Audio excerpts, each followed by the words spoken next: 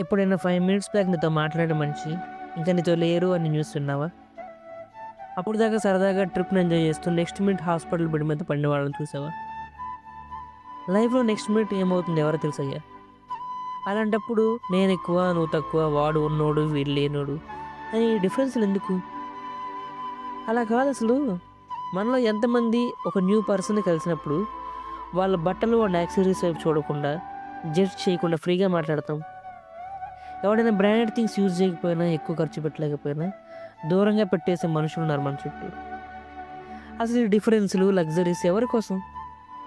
మనకు మనం కట్టుకున్న ప్రెస్టీజ్ అనే గోడల మధ్య బతకడం కోసం. కొంచెం బయటికి రండి. ప్రపంచాన్ని చూడండి. ఆ ప్రాణం లేని థింగ్స్‌ని పట్టుకొని మీ చుట్టూ ఉన్న నిజమైన ప్రపంచాన్ని మర్చిపోతున్నారు. అందరూ చేరాల్సింది ఒక చోటుకే. ఆ మట్టిలోకే, కలవాల్సింది ఆ గాల్లోకే.